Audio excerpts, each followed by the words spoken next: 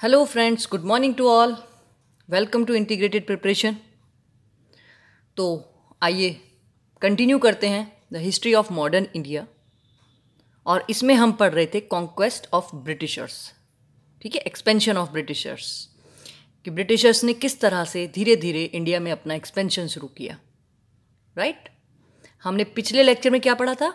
उन्होंने बंगाल को किस तरह से जीता। ठीक है, आज हम पढ़ेंगे स्टेट ऑफ मैसूर जो उस समय हुआ करती थी, उसको किस तरीके से जीता।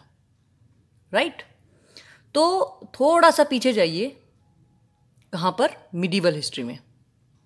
मैंने आपको बहमनी किंगडम और विजयनगर किंगडम के बारे में बताया था, जो किसके रूल में अलग हुई थी, इंडिपेंडेंट अपने आप को किसके रूल में डिक्लेयर किया था विजयनगर किंगडम ने? सोचिए थोड़ा सा।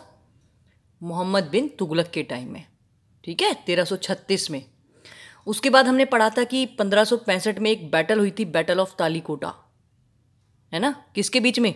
विजयनगर जो किंगडम थी उसके बीच में, और जो अहमदनगर वाली जो बहमनी साम्राज्य में से छोटी छोटी किंगडम्स बनी थी, वो सारी मिलकर लड़ी थी विजयनगर किंगडम से। ठीक है, अब बैटल ऑफ तालीकोटा के बाद में जो विजयनगर किंगडम थी ना, वो छोटे छोटे पार्ट्स में ब्रेक हो गई थी। ठीक है, आप ये मान सकते हैं कि जो उस किंगडम के जो रेमनेंट्स थे, जो अवशेष थे, उन पर एक नई स्टेट बनती है मैसूर। कब? 1612 एडी में। राइट, अब देखिए 1612 एडी में ये जो मैसूर स्टेट थी ना, ये गवर्न की जा रही थी एक हिंदू रूलर के द्वारा। ठीक है, जो किस डायनेस्टी से? वोडियार डायनेस्टी। राइट, ये जो मैसूर था, ये बेसिकली आप ये कह सकते हैं एक हिंदू किंगडम था, एक वोडियार डायनेस्टी के अंदर। ओके, 1734 से 1766 इस किंगडम के जो राजा थे वो थे चिक्का कृष्णराज, वोडियार नंबर 2। ठीक है, उनके दो मिनिस्टर्स थे, नंजराज और देवराज। तो नंजराज और देवराज ने जो चिक्का कृष्णराज थे ना, इनको अपने हाथों की कठपुतली बना के रख लिया था। राइट, तो अब बात करेंगे हम हैदर अली के बारे में। ठीक है, इससे पहले हैदर अली के बारे में बात करें, एक लुक ले लेते हैं हम मैप पर। ये देखिए, ये थी स्टेट ऑफ मैसूर। ठीक है, ये यहां पर हैदराबाद, ये नॉर्दर्न सिरकार्स जो आपका आंध्र प्रदेश और आंध्र प्रदेश के पास की जो कोस्ट है ना, उसको बोलते हैं नॉर्दर्न सिरकार्स। ये कर्नाटक का एरिया, ऊपर ये मराठास रूल टेरिटरी थी। ठीक है, आप देखेंगे यहीं पर मैसूर में, तो देखिए ये वाला जो एरिया है, ये वाला, ये त्रावणकोर, और यहाँ पर ये फोर्ट सेंट माहे। ठीक है, ये कालीकट। ओके, अब देखिए, अब इन्हीं कुछ ये जो जगहें हैं, मैं इनका नाम लूँगी। ये सभी कुछ यूज़ होना है आज के लेक्चर में। राइट, तो देखिए जो हैदर अली था ना, हैदर अली का जन्म हुआ 1721 में। ठीक है, इसने नंजराज और देवराज की सेना में एक हॉर्समैन के रूप में अपना जो कैरियर था वो शुरू किया। ठीक है, जो मैसूर की आर्मी थी उसमें। देखिए हैदर अली बहुत ज़्यादा फेमस फैमिली से नहीं थे। ठीक है, तो ये अनएजुकेटेड तो था, but he was very intelligent and determined person. Right, मतलब बहुत ज़्यादा होशियार था और निश्चय जो है ना अपना निभाने वाला था। जिस समय हैदर अली एक हॉर्समैन के रूप में काम कर रहा था, जो मैसूर स्टेट थी ना, उसको ज़रूरत थी एक एफिशिएंट रूलर की उस समय। ठीक है, क्योंकि मैसूर स्टेट पर मराठे जो थे वो नॉर्दर्न साइड से, निजाम जो थे वो नॉर्थ ईस्ट साइड से, ठीक है, अटैक करते रहते थे। इधर जो कर्नाटक का जो रूलर हुआ करता था वो भी, ये सभी लोग अपनी टेरिटरी एक्सटेंड करने में लगे रहते थे। तो मैसूर एक ऐसी स्टेट थी जिसको ज़रूरत थी एफिशिएंट रूलर की। ठीक है, और हैदर अली ऐसा पर्सन हुआ जिसने सारी कमियों को पूरा कर दिया। He had all the abilities. ठीक है, तो हैदर अली जो रूलर बना मैसूर का, कब बना? 1761 में। ठीक है, अब देखिए इसने क्या क्या किया। ये जानता था कि अगर मेरे को ब्रिटिशर्स को हराना है, क्योंकि कर्नाटक में उस समय ब्रिटिशर्स पहुंच चुके थे। ठीक है, तो अच्छे आर्म्स होने चाहिए, जो हथियार हैं वो भी उन्हीं की क्लास के होने चाहिए। ठीक है, तो देखिए इसने आर्म फैक्ट्री एस्टेब्लिश की कहाँ पर, डिंडीगुल में। ये इलाका अब तमिलनाडु में आता है, राइट। इसने अपनी आर्मी को ट्रेंड किया वेस्टर्न मेथड्स से। ठीक है, जो मराठा और निजाम्स थे ना उस समय, जो निजाम था हैदराबाद का, निजाम से निजाम आएगा, ये लगातार फाइट करते थे किसके साथ में, मैसूर के साथ में। ठीक है, मतलब आप ये कह सकते हैं कि बहुत ज़्यादा अवसरवादी थे ये। कभी ब्रिटिशर्स के साथ मिल जाते थे तो कभी हैदर अली के साथ मिल जाते थे, जिससे लगा फ़ायदा होने वाला है उसी के साथ मिल जाओ। ठीक है, तो अब हम पढ़ेंगे फर्स्ट एंग्लो मैसूर वॉर के बारे में। इससे पहले कि ब्रिटिशर्स मैसूर को जीतते, 4 लड़ाइयाँ उन्हें लड़नी पड़ी मैसूर के साथ में। तो पहला जो वॉर हुआ मैसूर वॉर 1767 से 1769 का टाइम पीरियड। ठीक है, हुआ क्या, जो ब्रिटिशर्स थे ना उन्होंने निजाम के साथ में और मराठास के साथ में अलायंस बनाई। ठीक है, कि ये जो है जब भी इनकी हैदर अली से लड़ाई होगी इनकी हेल्प करेंगे। ठीक है, तो अब हैदर अली की शत्रुता पहले से ही जो आरकोट, जो कार्नेटी की कैपिटल हुआ करती थी, वहां का जो रूलर था उससे भी थी। ठीक है, हैदर अली ने क्या किया, हैदर अली ने देखिए जो मराठास थे इनको तो कुछ मनी दे दी, इनको अपनी साइड कर लिया। ठीक है, और जो निजाम था, निजाम से ये प्रॉमिस कर लिया कि जो जीती हुई लैंड है उसमें से कुछ निजाम को दे देगा। ठीक है, तो अब हैदर अली ने क्या किया कि जो आरकोट, जो कार्नेटी की कैपिटल हुआ करती थी, उस पर अटैक कर दिया और वहां पर उसने ब्रिटिशर्स को मद्रास में बुरी तरह डिफीट किया। ठीक है, तो फर्स्ट एंग्लो मैसूर वॉर जो था इसमें जीत किसकी हुई, हैदर अली की, राइट। अब इस वॉर को एंड करने के लिए ट्रीटी साइन की गई, ट्रीटी ऑफ मद्रास। क्या शर्तें थी कि म्यूचुअल रेस्टिट्यूशन ऑफ कॉन्क्वेस्ट, मतलब जो भी कुछ जीता है वो एक दूसरे को वापस दे दो, एक्सचेंज ऑफ प्रिजनर्स, जो युद्धबंदी थे उनको एक्सचेंज कर लो, और Hyder Ali was promised to help. मतलब हैदर अली को ये प्रॉमिस किया गया ब्रिटिशर्स के द्वारा कि अब जब कभी भी हैदर अली की लड़ाई मराठों से होगी या निजाम से होगी तो ब्रिटिशर्स उसकी हेल्प करेंगे। ठीक है, अब आते हैं सेकेंड एंग्लो मैसूर वॉर पर। ठीक है, टाइम पीरियड 1780 से 1784। ठीक है, पहला जो वॉर था उसका टाइम पीरियड 1767 से 1769, राइट। तो देखिए अच्छा एक चीज़ और, इस समय जो कंपनी का गवर्नर जनरल था वो कौन था, वॉरेन हेस्टिंग्स। ठीक है, एक्चुअली में क्या हुआ कि 1771 में हैदर अली पर अटैक किया था मराठास ने, लेकिन ब्रिटिशर्स ने हेल्प नहीं की। ठीक है, तो अब देखिए उससे पहले ही ब्रिटिशर्स की क्या ट्रीटी हुई थी हैदर अली के साथ में, कि जब भी मराठास अटैक करेंगे हैदर अली पर तो ब्रिटिशर्स हेल्प करेंगे, लेकिन उन्होंने नहीं की। तो हैदर अली ने सोचा कि भाई इन्होंने तो ट्रीटी ब्रेक कर दी है।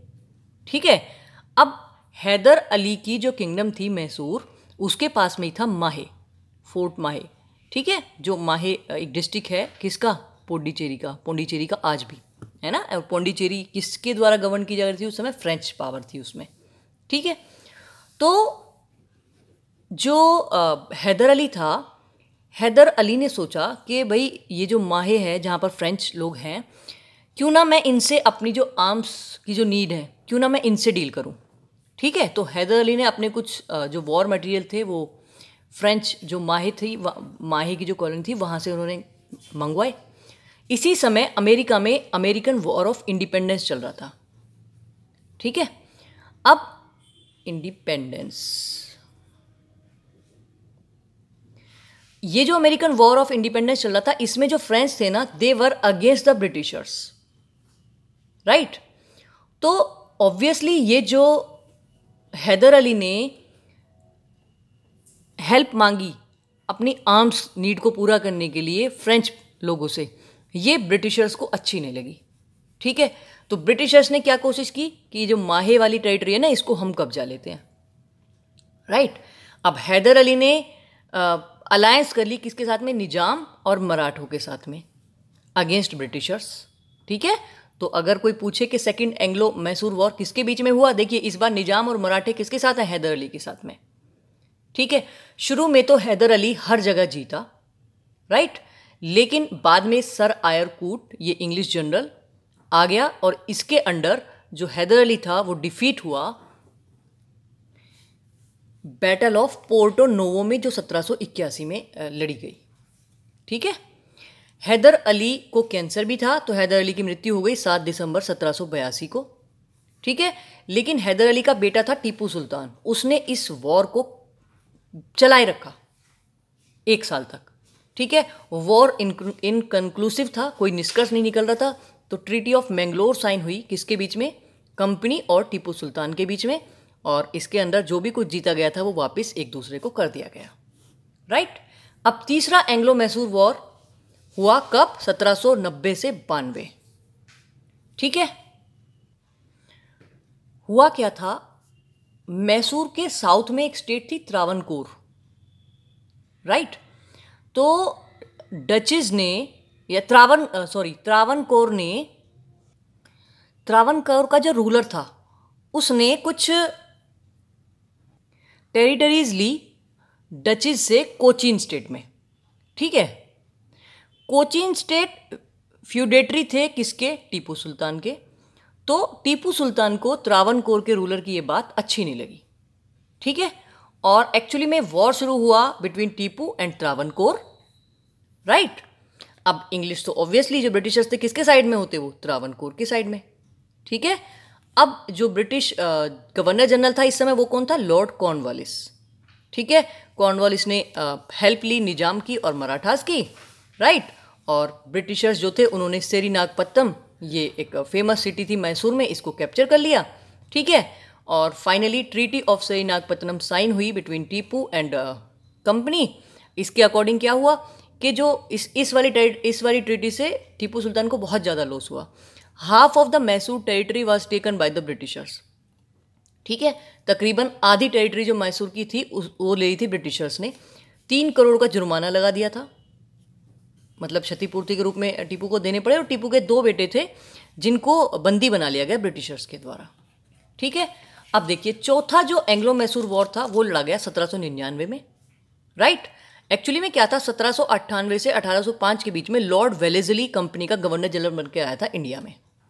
ठीक है। ये जो लॉर्ड वेलेस्ली था ये बहुत ही ज़्यादा इंपीरियलिस्ट था, मतलब क्या कहेंगे आप इंपीरियलिस्ट को? साम्राज्यवादी। ठीक है। घोर साम्राज्यवादी था ये, मतलब ये चाहता था कि हमारा साम्राज्य बढ़े, हमारी कॉलोनीज बढ़ें। तो ये एक पॉलिसी लेके आया सब्सिडरी अलायंस की। इसके अकॉर्डिंग क्या करते थे कि ये जो नेटिव रूलर्स हुआ करते थे उनसे ट्रीटी साइन करवाते थे सब्सिडरी अलायंस की, जिसके अकॉर्डिंग जो रूलर होता था उसको कंपनी प्रोटेक्शन देती थी, बदले में रूलर को कंपनी के कुछ बंदे और कंपनी के कुछ सिपाही अपने पास रखने होते थे अपने ही खर्चे पर। एक शर्त तो ये थी। दूसरी शर्त ये थी कि जो नेटिव रूलर्स थे ना उनसे ये प्रॉमिस लिया जाता था कि आप कंपनी की परमिशन के बगैर किसी भी यूरोपियन पावर से ट्रीटी नहीं करेंगे। ये क्या डर था? एक्चुअली में ये टाइम पीरियड में ना नेपोलियन का आपने नाम सुना होगा। नेपोलियन फ्रांस का रूलर हुआ था उस समय। तो नेपोलियन अपनी टेरिटरी बहुत ज़्यादा एक्सटेंड कर रहा था। अब फ्रांस तो इनका दुश्मन था ब्रिटिशर्स का, है ना। तो इन्हें डर था कहीं नेपोलियन इंडिया पर अटैक ना कर दे। ठीक है। और कोई रूलर उसका साथ दे दे। तो ये सब्सिडरी अलायंस की जो पॉलिसी थी इसमें पहले से ये कंडीशन इन्होंने डाल दी कि जो नेटिव रूलर था वो बिल्कुल भी किसी यूरोपियन पावर से संधि नहीं करेगा बगैर इनकी परमिशन के। ठीक है। तो ऐसी कुछ शर्तें थी। तो वेलेस्ली ने, ये देखिए मैंने लिखा है, Wellesley was worried about Tipu's friendship with French. ठीक है। तो अब देखिए टीपू पर यह आरोप लगा दिया गया कि टीपू ब्रिटिशर्स के अगेंस्ट प्लान बना रहा है फ्रेंच लोगों के साथ मिलकर। ठीक है। इसने कहा, वेलेस्ली ने टीपू से कहा कि टीपू सब्सिडरी अलायंस साइन करो। टीपू ने मना कर दिया, वेलेस्ली ने अटैक कर दिया। ठीक है। जो मराठा और निजाम थे इन्होंने कोऑपरेट कर दिया वेलेस्ली को। यही तो हमारे जो रूलर्स हुए थे उनमें कमी थी, है ना। टीपू फाइनली डिफीट हो गया और मर गया बहादुरी से लड़ते हुए। ठीक है। उसके बाद जो कोई हिंदू फैमिली थी वहाँ से एक लड़का रूलर बना दिया गया मैसूर का, जो फाइनली ब्रिटिशर्स के अंडर आ गया। ठीक है। अब ये तो थे 4 मैसूर वॉर। राइट। इसके अलावा मैंने कुछ फैक्ट्स यहाँ पर लिखे हैं टीपू सुल्तान के बारे में। देखिए टीपू सुल्तान का बर्थ हुआ 1750 में। ठीक है। टीपू अपने टाइम का बहुत ज़्यादा एजुकेटेड था और वो बातें कर सकता था, यानी कि उसे इन वाली लैंग्वेज में काफ़ी अच्छी नॉलेज थी, अरेबिक में, पर्शियन में, उर्दू में और कन्नरीज में। ठीक है। टीपू को टाइगर कहा जाता है मैसूर का, ठीक है। टीपू सुल्तान ने टाइटल अडॉप्ट किया था बादशाह का, राइट। अच्छा, इसने जैकोबिन क्लब एस्टैब्लिश किया था कहाँ पे? सेरिनागपत्तम में, इसको श्रीरंगपत्तम कहते हैं हिंदी में, ठीक है। ये जैकोबिन क्लब क्या है? उस समय जब फ्रांस की क्रांति चल रही थी फ्रांस में, तो वहाँ पर जो रिवॉल्यूशनरी ग्रुप थे ना, उन्हीं में से एक क्लब था जैकोबिन क्लब, ठीक है। उसकी मेंबरशिप भी ली थी टीपू ने, और अपने आप को सिटीजन टीपू कहलवाना शुरू कर दिया था, ठीक है। इसने एक ट्री ऑफ लिबर्टी भी प्लांट किया था सेरिनागपत्तम में, जो सिंबल था इसकी फ्रेंडशिप का विद फ्रेंच, ठीक है। इसने 3 डॉकयार्ड्स को डेवलप किया, मैंगलोर, वजीदाबाद और मोलिदाबाद, राइट। इसको पॉइनियर कहा जाता है रॉकेट टेक्नोलॉजी का इंडिया में। पॉइनियर मतलब प्रवर्तक, ठीक है। इसने सेरिकल्चर भी इंट्रोड्यूस की मैसूर स्टेट में, ठीक है। इसने मिशंस भी भेजे फ्रांस, अरब, काबुल, मॉरिशियस और कॉन्स्टेंटिनोपल को, ताकि ये ब्रिटिशर्स के अगेंस्ट इन लोगों का साथ पा सके, ठीक है। जो टीपू था, he was a secular ruler, right. इसने जमींदारी सिस्टम को कैंसिल किया और डायरेक्ट कांटेक्ट बनाया जो किसान होते थे, रैयत, उनके साथ में, ठीक है। तो ये सब कुछ फैक्ट्स थे टीपू के बारे में, ओके। तो आज के लिए बस इतना ही। अगर वीडियो अच्छी लगी हो तो कमेंट और लाइक ज़रूर कीजिएगा। Have a nice day. Thank you.